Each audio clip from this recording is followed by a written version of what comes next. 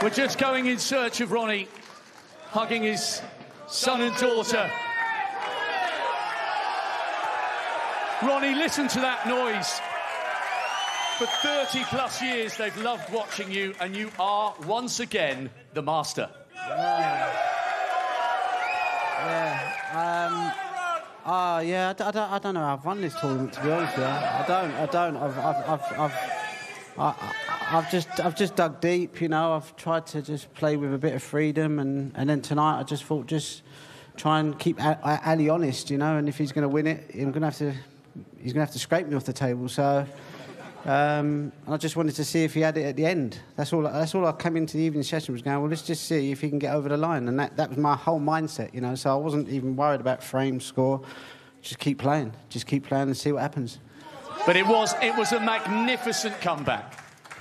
I mean, Ali didn't play great tonight. He played better this afternoon, but tonight, you know, he let me off the hook a few times. You know, he was aggressive today, but tonight he didn't take on some of the balls that I thought he might have took on, and it just gave me a little bit of breathing space, and I just done what I could, and you know, I just tried to just make the most, and just like I say, just see what happens, you know. After more than 30 years, you're still at the top. Youngest winner of the UK champs, oldest winner of the UK champs, and now the oldest winner of the Masters as well as the youngest. Still going strong, still delivering. And I hope you still really enjoy these great moments and these wonderful receptions. Yeah, no, listen, I mean, I've had an amazing career, and I love playing, I love competing. You know, the crowd have always been good to me, you know, over the years, you know. That's the one thing that I take from my career is the support that I've had, you know, everywhere around the world, you know, not just here in London. So to all the snooker fans out there, thank you for all your support, you know, over the years, and I'll keep trying until I can't pop no more balls. And your 23rd Triple Crown title, can you put into context, it's a long, long list, how close towards the top is this, regaining this wonderful Paul Hunter trophy 7 years after your last win here? I've never been driven by titles or numbers and all that sort of stuff. I've always just wanted to play well and compete and enjoy the game. That's the bottom line for me. You know, if I happen to pick up a few tournaments, that's a bonus, you know, but it's never been my drive. You know, I've always just come just to try and master this game, and I've yet to be able to master it, you know, but I'll keep trying. And we're enjoying watching. And, you know, I know you say it's not about records, but you are 2/3 to the hat-trick in a single season. UK, Masters, you know the broadcasters are going to be talking about it, and they're going to be watching at the Crucible. Yeah, no, listen. I always have a good idea around about February, March, whether my game's in good enough shape to win the Worlds. At the moment, I'd probably say it's not good enough to feel confident of winning it. I can still win it, but I'd like to go there with a bit of confidence, you know, in my game. You know, longer sessions, you have to learn to cruise and just sort of, you know, just win most of your games in second gear. But at the moment, I feel like I'm having to squeeze everything out just to get a result, which is hard. But you know, I'm a competitor, so I'll keep fighting. You know? You most certainly are, ladies and gentlemen. The greatest of all time has won again.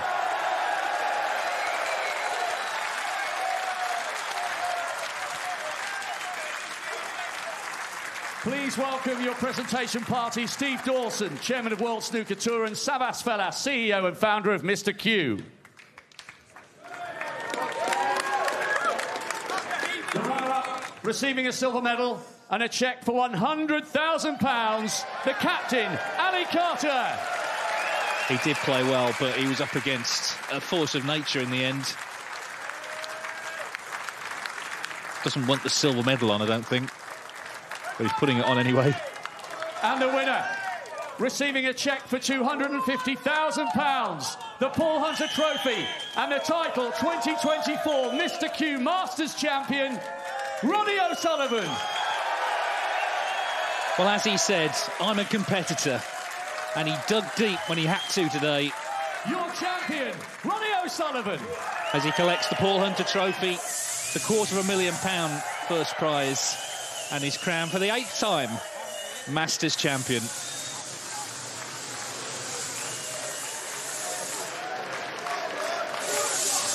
And all those players who say there's too much focus on Ronnie O'Sullivan, the answer's simple. You're going to have to beat him in these big tournaments. And we'll be at the Crucible in April. He has the chance to complete the Triple Crown in a single season. Who's going to stop him? Nobody did this week at Alexandra Palace. So Ronnie O'Sullivan then in 2024, once again for the 8th time, is the Masters champion. Ronnie O'Sullivan, he's a competitor, he's a champion, he's a master.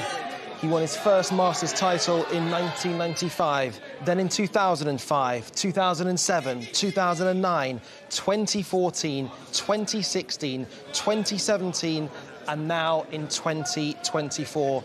And Alan McManus, simply put, Ronnie O'Sullivan, too good.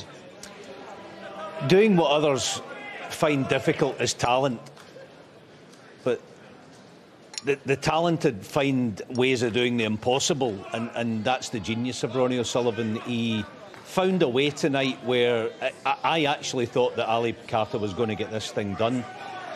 But he came out, he doubled down on pretty much every shot he played out there this evening, and that was the difference.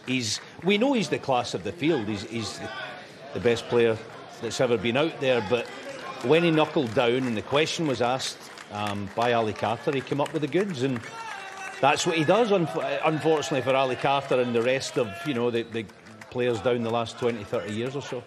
Well, there is two lucky charms. Ronnie Jr. to our left and Lily to our right. And the only thing Ronnie O'Sullivan can't do is lift the Paul Hunter trophy. He's got a bad elbow, so he's going to leave it to his children to do exactly that. Moments which will undoubtedly last a lifetime. His 23rd Triple Crown title. Jimmy White, Ronnie O'Sullivan, the greatest of all time, just continues to increase in his greatness. Yeah, it's wonderful to see that, because obviously he's been on the road. He's been in China and all that, and then to come here to spend time and then see him get this fantastic victory. He's just like, that was a genius at work. What he done today was different to all of his matches. He'd done it a little bit when he played Ding. He was disciplined today. He played like a snooker player. He played like, when you get as good as Ronnie O'Sullivan or these people that win all these major tournaments all the time, they don't want to win by playing on instinct, taking on these difficult shots. They want to work their way in. And that's what he done today. He tuned himself in to get his safety play right. And once that was happening, he was creating chances. He was just too good at the end. It didn't matter who was in the other chair. He was hovering for me around 4th or 5th gear. And, Ali Carter's had a fantastic week. He's a bit disappointed there the way he's gone out, missing that red. Just sort of like a bit punchy, really, because he's not had many opportunities. But O'Sullivan was just sublime. He's just like magic. He's just like goes for the whip and produces.